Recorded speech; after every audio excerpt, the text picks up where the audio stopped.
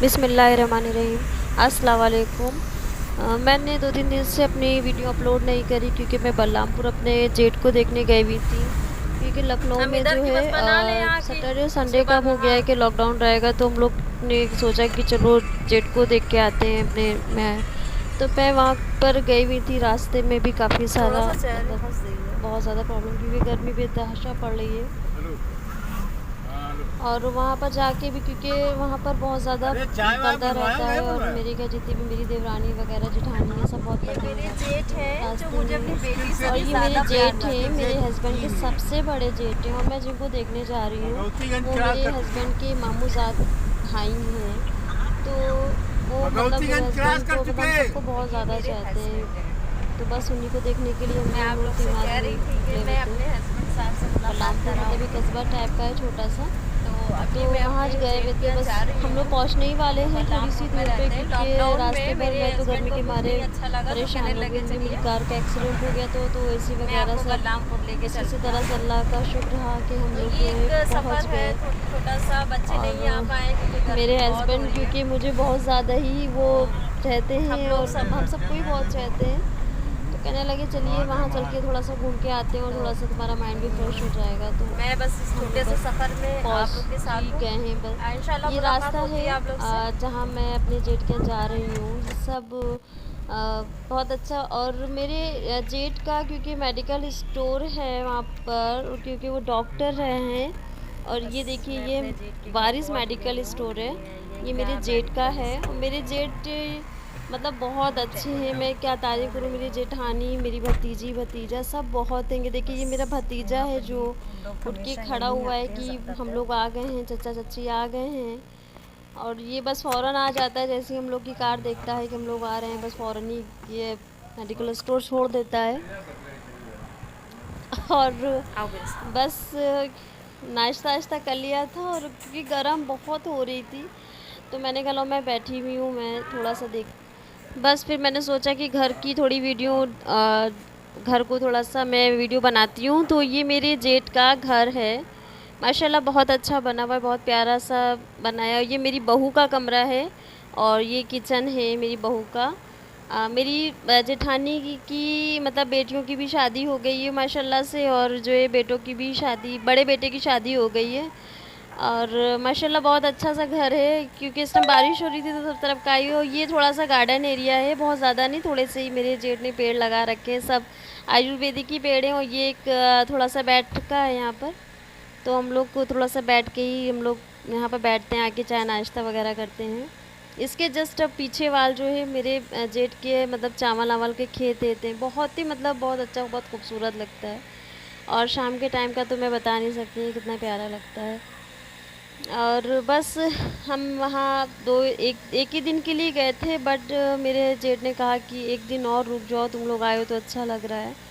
तो मैं तो सैटरडे को ही वापस आ रही थी, संडे को ही वापस आ रही थी, लेकिन फिर मुझे रुकना पड़ा क्योंकि बहुत प्यार से उन्होंने मुझे रोका। तो बस फिर, और ये मेरे जेठ हैं, तो मुझसे कहने लगे चलो मैं तुमको गांव दिखा, जबकि मैं गांव बहुत बार जा चुकी हूँ, बेइंतहा जा चुकी हूँ मैं।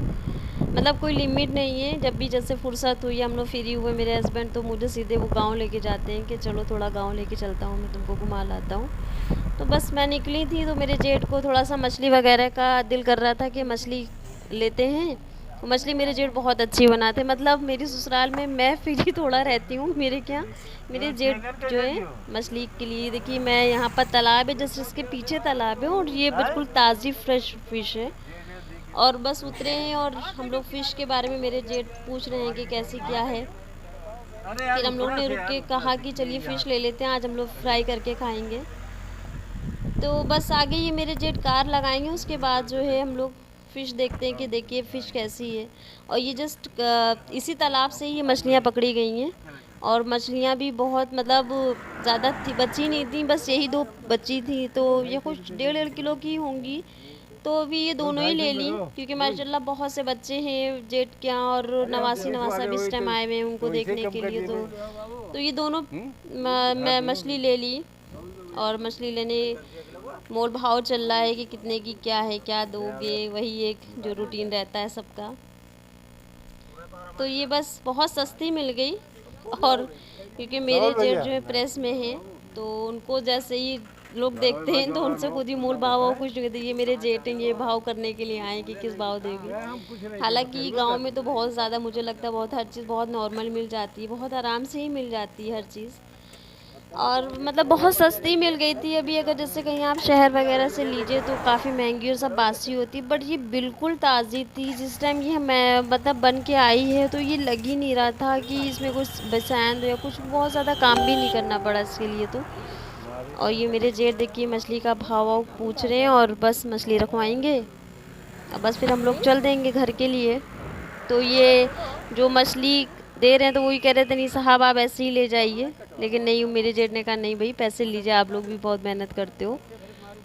तो ये 1.5 किलो के करीब मछली थी, तो मेरे जेठ ने दोनों ही ले ली, क्योंकि मछली तो एक ऐसी चीज़ है मुफीद है, और मछली की तो सुन्नत भी कहा जाता है हम लोग के यहाँ तो बहुत अच्छी थी। और मैंने तो और भी छोटी छोटी थी लेकिन सब बिक गई थी भाई, यही 2 पीस बचे थे, तो मैंने कहा ले लीजिए दोनों ही ले लीजिए।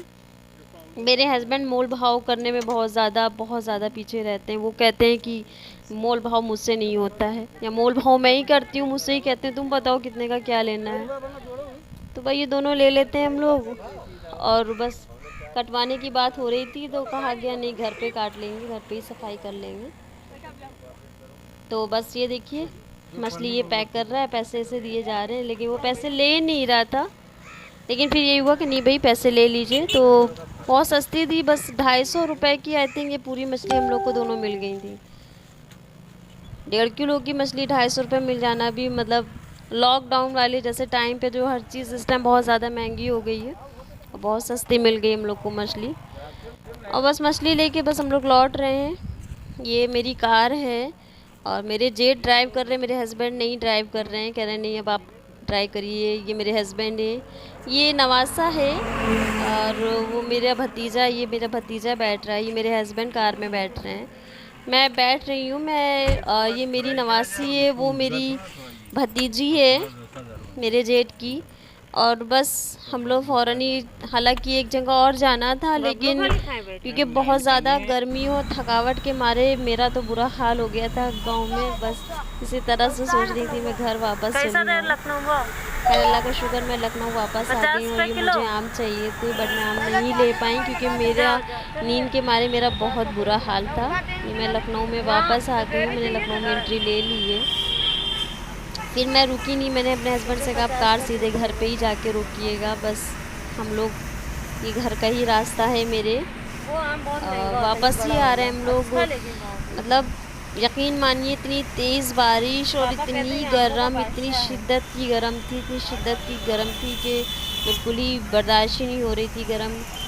कि अल्लाह मियाँ कहाँ है, बिल्कुल ही कुछ भी नहीं समझ में आ रहा था हम लोग को। तो बस जैसे ही रोड और ट्रैफिक भी काफ़ी चल रहा था क्योंकि 2 दिन सैटरडे संडे लॉकडाउन के बाद जब मंडे को लॉकडाउन ओपन हुआ तो काफ़ी रश रहा। और रश में तो काफ़ी ज़्यादा ही हर चीज़ लगता है पब्लिक को ही सब कुछ ख़त्म हो गया है तो सब एक ही दिन में ही ले लेना है। तो हम लोग वापस आ रहे थे और मैंने कहा कि मैं थोड़ी सी और वीडियो लखनऊ की भी अपलोड कर लेती हूँ कि ताकि मैं बताऊँ कि लखनऊ नवाबों का शहर जो है देखिए कितना खूबसूरत है, यहाँ की नज़ाकत, नज़ाकत हर चीज़ है। और बस हम रास्ते में ही हैं, बस अभी चल रहे हूँ। और ये पूरा रोड जो है ये रेडी एजेंसी एरिया है, मतलब मेरी गारा बहुत फेमस है लखनऊ का रेडी एजेंसी। तो बस कार से ही बहुत जल्दी में ही बस जो भी हो पाया मैंने करी अपलोड की। मैं थोड़ी सी इसको भी डाउनलोड कर लूँ, मैं अपना शहर दिखाती हूँ। जब कभी निकलूँगी तो इंशाल्लाह मैं अपने शहर के बारे में हर चीज़ आपको, हालांकि बहुत से लोगों ने अपलोड भी कर रखी है लेकिन एक अपने तरीक़े से बताने का तो फ़ायदा ही बहुत अच्छा होता है, बहुत अच्छे से एक तफसील से बताया जा सकता है। तो ये डालीगंज खदरे का एरिया है और यहाँ पर सिर्फ आम मतलब जो भी फ्रूट्स नए आते हैं वो यहाँ पर इस मार्केट में मिल जाते हैं। बहुत अच्छी वैरायटी के, हर वैरायटी के मैंगोज मिल रहे थे इस टाइम पे क्योंकि लास्ट टाइम चल रहा है। और बहुत लास्ट टाइम पे वो ये रहता है कि बस फ्रूट्स की भरमार रहती है, बस जितने में ले लो। और क्योंकि अब लास्ट टाइम है लेकिन अब तो आम के बस जाने ही वाला है। और ये मेरे क्या मेडिकल चौराहे का रास्ता है खदरे के पास, बहुत अच्छा है। और क्योंकि पुलिस सब तरफ तैनात है काफ़ी सारा, और सभी लोग मास्क लगाए हुए हैं। यहाँ पर तो ये हो गया है कि अगर आप बिना मास्क के रोड पे दिखे तो 500 चार्ज होगा। तुम्हारे डर के ही चलिए लोगों ने अपना मास्क तो चेहरे पे लगाया, क्योंकि अपनी हिफाजत ही करना बहुत बड़ी बात है।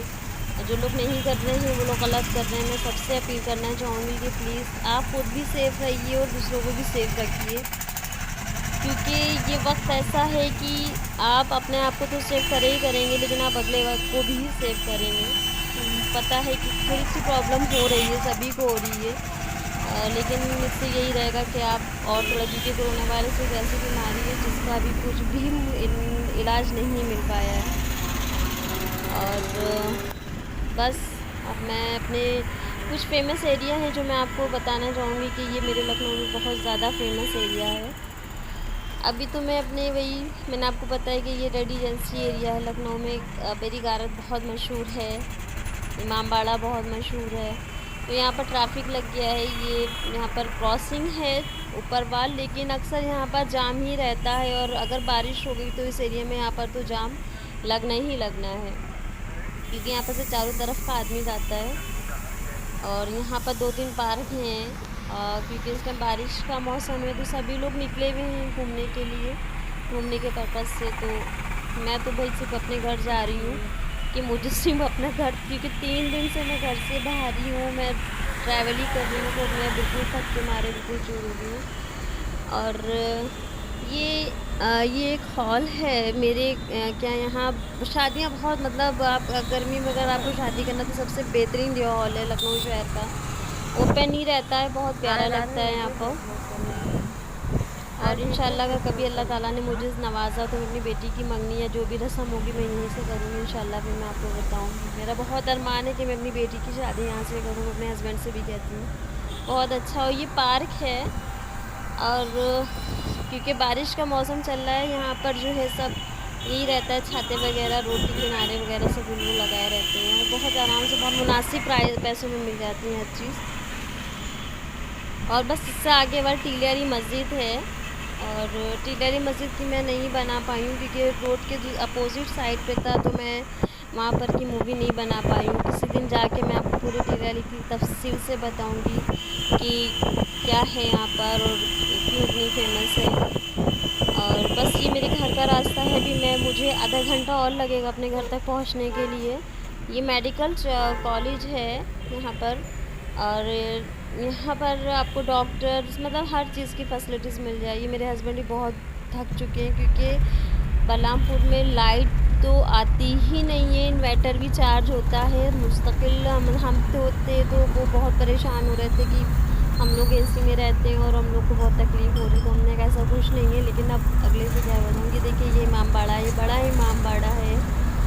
मैंने ज़्यादा तो नहीं बनाई, बस जिस तरह से भी बन पाई मैंने सोचा कि मैं अपलोड करती हूँ। ये देखिए बड़ा इमामबाड़ा है, बहुत फेमस है, काफ़ी दूर दूर से लोग देखने आते हैं इसको। ये रूमी गेट है, और मेरा घर यहाँ से बस 25 से 20 मिनट का रह गया है। और बहुत, मतलब बहुत खूबसूरत लगता है। यकीन मानिए कि बारिश के टाइम पे तो यहाँ इतना ही अच्छा लगता है कि सब लोग, पब्लिक मतलब नॉर्मली ही चलती है। और जब से लॉकडाउन हुआ है तब से, मतलब हम बच्चे, मेरे बच्चे शाम को जब रात में खाना वाना खा लेते थे, तो मेरे हस्बैंड घर से करीब है क्योंकि फिर हम लोग रात में टहलने चले आते थे। और ये देखिए ये घंटा घर है,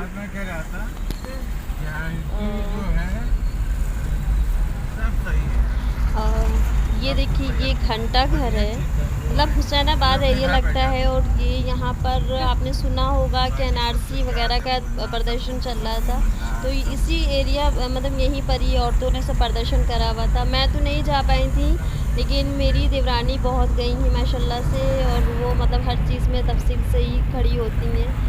और मेरे हस्बैंड कभी किसी चीज़ के लिए मुझे नहीं टोकते, बल्कि वो खुद चाहते हैं कि मैं हर चीज़ में करूँ, लेकिन वक्त इतना नहीं मिलता है। और एनआरसी वगैरह तो मतलब बहुत ज़्यादा ही सोच रहे थे कि शायद अल्लाह ताला कुछ रास्ता बना देगा, लेकिन कुछ तो हुआ नहीं। लेकिन एक बीमारी ने ही सबके पैर उखाड़ दिए। बस मैं अपने घर पहुंच रही हूँ, और इंशाल्लाह फिर मैं आपसे मुलाकात करती हूँ। अगर आपको मेरी ये वीडियो अच्छी लगे तो प्लीज़ लाइक करिए, शेयर करिए, सब्सक्राइब कीजिए। इंशाल्लाह फिर मुलाकात होती है, क्योंकि अब मैं बहुत थक गई हूँ, बस मैं सोना चाहती हूँ अपने घर पे। मैंने अपनी बेटी को फ़ोन यहाँ पर से कर दिया है कि मैं थोड़ी देर में घर पहुँच रही हूँ बच्चों, प्लीज़ आके नीचे गैराज खोल दो। अल्लाह हाफ़िज़।